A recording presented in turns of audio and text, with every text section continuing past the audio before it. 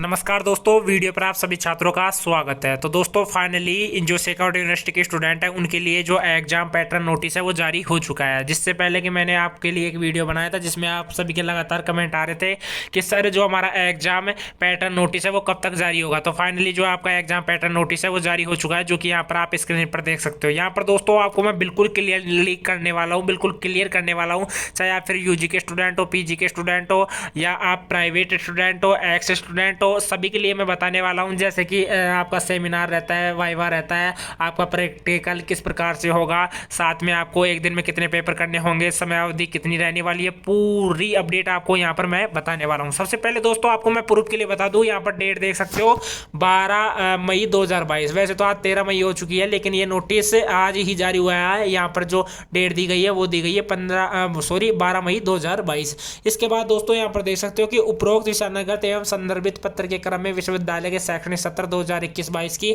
समस्त स्नातक स्नातकोत्तर व्यावसायिक परीक्षा निम्न आवश्यक दिशा निर्देशानुसार आयोजित होगी।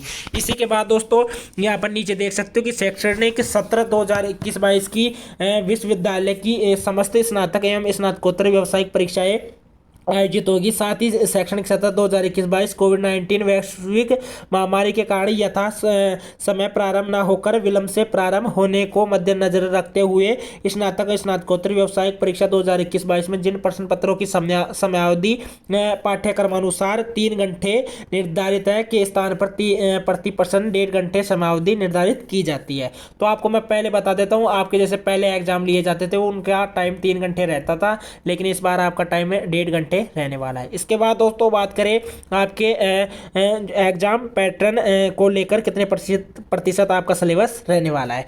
जैसे कि परीक्षार्थी को प्रत्येक प्रश्न पत्र में से कुल पूर्णांक के 50% प्रश्न पत्र को ही हल करना होगा। जैसे कि अगर आपका 100 नंबर का आता है तो उसमें आपको 50% अटेम्प्ट करना होगा। 50 नंबर का आता है तो आपको उसमें से 25 नंबर अटेम्प्ट करने होंगे। इसी के बाद दोस्तों यहाँ पर बात करें आपके प्रश्न पत्रों को लेकर, यहाँ पर देख सकते हो जैसे कि आप अगर स्नातक यानी यूजी के, चाहे आप आर्ट्स के स्टूडेंट हो, चाहे आप साइंस के स्टूडेंट हो, चाहे आप कॉमर्स के स्टूडेंट हो, जिसमें से एक विषय में दो प्रश्न पत्रों यानी 2 प्रश्न पत्रों का आयोजन होता है के संदर्भ में परीक्षार्थियों को के दोनों प्रश्न पत्र की परीक्षा निर्धारित प्रक्रिया अंतर्गत एक ही पारी में 1.5 घंटे की समयावधि में निम्नानुसार आयोजित होगी। यानी कि आपके एक दिन में 2 पेपर होने वाले हैं। पूरी अपडेट बताने वाला हूँ, वीडियो पर एंड तक बने रहना। ये मत बोलना कि सर आपने ये चीज़ नहीं बताई, ये चीज़ नहीं बताई, क्योंकि आप सभी के लगातार कमेंट आ रहे थे, इसीलिए मैं आज का वीडियो आप सभी के लिए बना रहा हूँ। इसके बाद जैसे अगर आपका कोई एक सब्जेक्ट है उसके 3 पार्ट है तो आप सोचोगे कि अगर किसी सब्जेक्ट के 3 पार्ट है तो उनका एक दिन में कैसे पॉसिबल हो पाएगा एग्जाम। तो आपको मैं पहले बता देता हूँ, फर्स्ट डे तो आपके 2 एग्जाम हो जाएंगे और सेकेंड डे में आपका वो एक बचा हुआ एग्जाम हो जाएगा। इस प्रकार से आपके एग्जाम होंगे। इसके बाद दोस्तों जो आपकी समयावधि रहेगी वो 1.5 घंटे ही रहने वाली है। इसके बाद यहाँ पर बात करें अगर जैसे आपकी 3 पारियों में पेपर होने वाले हैं, प्रथम पारी, द्वितीय पारी, तृतीय पारी। प्रथम पारी का आपका टाइम रहेगा सुबह 7 बजे से लेकर 8:30 बजे तक, और द्वितीय पारी का जो टाइम रहेगा वो आपका रहेगा, यानी प्रथम पारी में ही 2 पारी आपकी रहने वाली है। जैसे प्रश्न पत्र समय रहने वाला है, जैसे प्रथम प्रश्न पत्र का समय और साथ में द्वितीय प्रश्न पत्र का समय आपका रहने वाला है।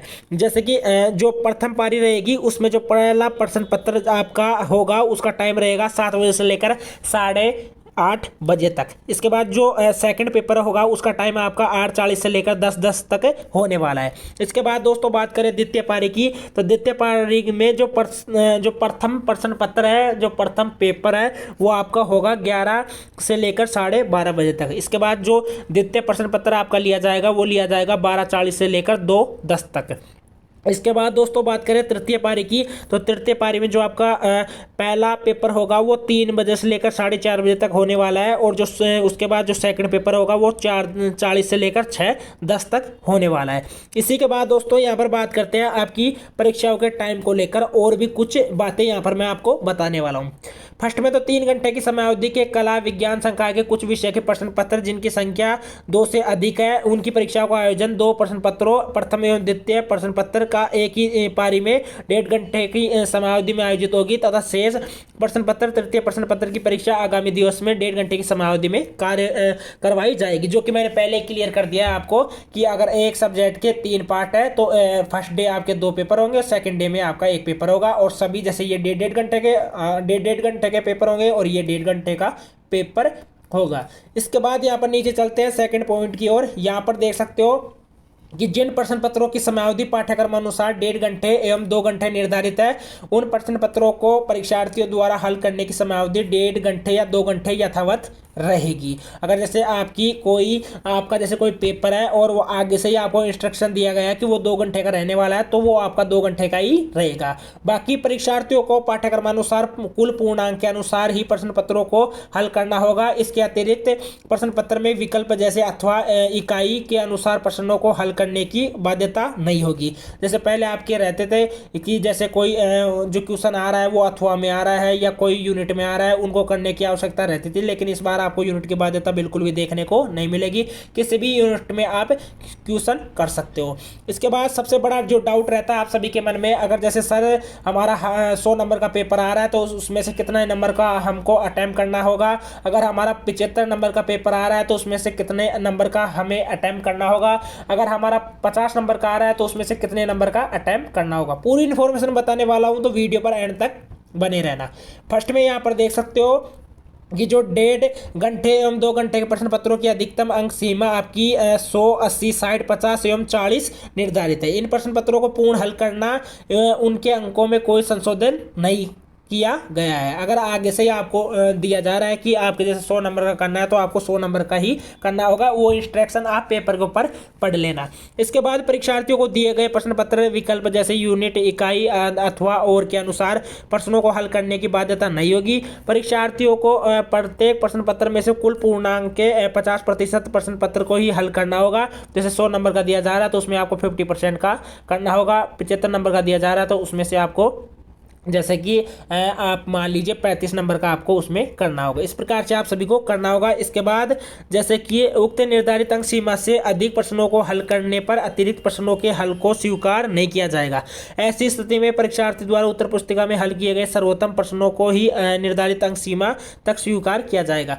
जैसे कि आपका 100 नंबर का पेपर आता है उसमें से आपको 50 नंबर करने होते हैं, 50 नंबर का अटेम्प्ट करना होता है, लेकिन बाय चांस आप अपना ज़्यादा माइंड लगाकर 10 नंबर का और एक्स्ट्रा अटेम्प्ट कर लेते हो तो आपको मैं ये डाउट भी क्लियर कर देता हूँ कि आपके जो 10 नंबर है वो आपके नहीं जुड़ेंगे, 1% भी नहीं जुड़ेंगे। जो आपने 50 नंबर का अटेम्प्ट किया है उसमें से जो क्वेश्चन आपके अच्छे हैं, जो जिनका आंसर आपने सटीक लिखा है, अच्छी तरीके से लिखा है, उनके नंबर जोड़ लिए जाएंगे। उसके बाद निर्धारित अंक सीमा तक स्वीकार किया जाएगा। परीक्षक द्वारा मूल्यांकित किए गए 50% प्रश्नों के अंकों को 100% में परिवर्तित करते हुए विश्वविद्यालय द्वारा परीक्षा परिणाम घोषित किया जाएगा।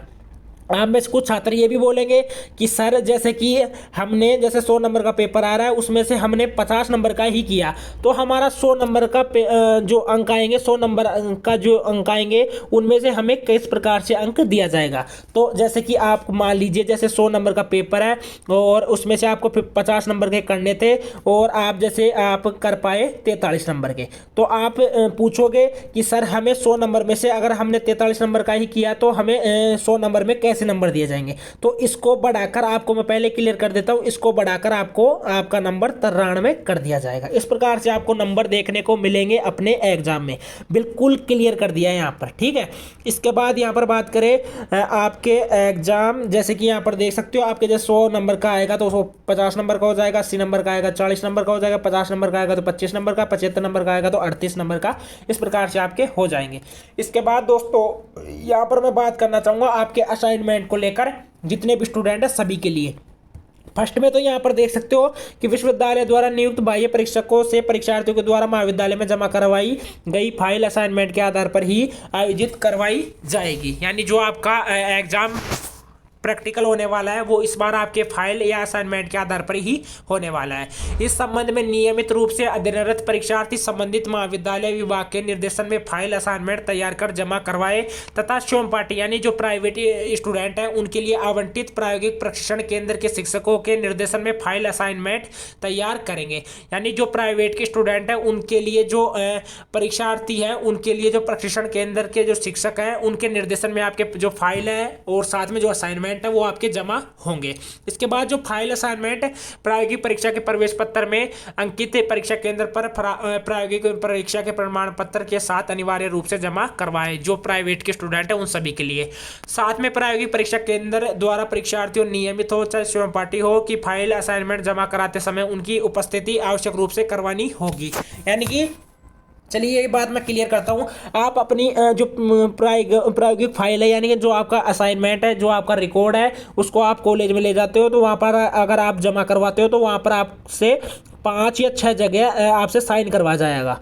तो यही चीज़ यहाँ पर बोली जा रही है कि आपके लिए जो उपस्थिति है वो होना ज़रूरी है तो आपसे वहाँ पर साइन करवा लिया जाएगा। इसके बाद एक प्रति विश्वविद्यालय को प्रेषित किया जाना चाहिए अनिवार्य होगा जिन प्रायोगिक विषयों में केवल प्रेजेंटेशन वाइवा वॉइस सेमिनार का आयोजन होता है।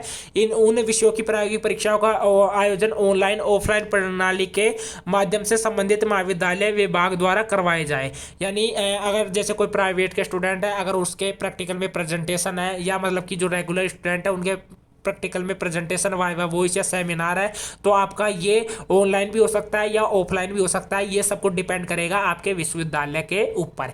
इसके बाद जिन पाठ्यक्रमों में आंतरिक परीक्षा का आयोजन किया जाना है उन पाठ्यक्रमों के फाइल असाइनमेंट टेस्ट के आधार पर मूल्यांकित किया जाएगा। इसके बाद दोस्तों यहाँ पर नीचे मैं बात करूँ कि आपके द्वारा जमा करवाई गई फाइल असाइनमेंट के आधार पर प्रायोगिक परीक्षा का मूल्यांकन करते हुए बाह्य परीक्षकों की सूची कॉलेज पैनल पर अपलोड कर दी जाएगी वो आप चेक कर सकते हो। सत्र 2021-22 की सभी परीक्षाओं के जिन प्रश्न पत्रों में परीक्षार्थियों द्वारा हल किए गए प्रश्नों के पूर्णांक का योग पूर्णांक के 50% से अधिक होता है तो ऐसी स्थिति में अंतिम प्रश्न के पूर्णांक को 50% की सीमा तक कम करते हुए उत्तर पुस्तिका का मूल्यांकन कर दिया जाएगा।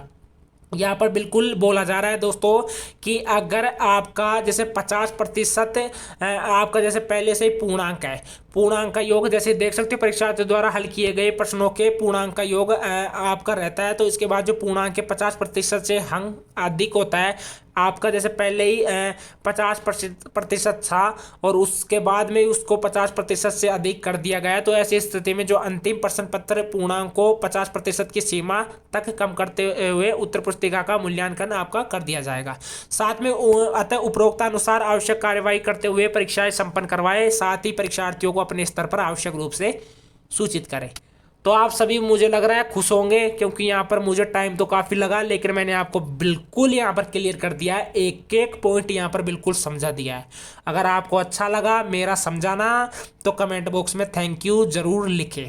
बिल्कुल लिखना पड़ेगा आप सभी को, पूरी मेहनत की है मैंने यहाँ पर। अगर लास्ट तक किसी भी छात्र ने देखा है, अगर भाई आपने चैनल को सब्सक्राइब नहीं किया तो सब्सक्राइब कर लेना। अगर आप लड़की हो तो भी कर लेना, अगर आप लड़के हो तो भी कर लेना। बहुत ही ज़्यादा मेहनत लगी है यहाँ पर, लास्ट तक मैं बोला हूँ, मेरा मुँह थक गया है बोलते बोलते, लेकिन मैंने आपके लिए बिल्कुल एक एक पॉइंट क्लियर कर दिया है। चैनल को सब्सक्राइब जरूर करके रखना, बेल आइकन को प्रेस करके रखना। मिलते हैं नेक्स्ट वीडियो में, तब तक के लिए दोस्तों जय हिंद जय भारत।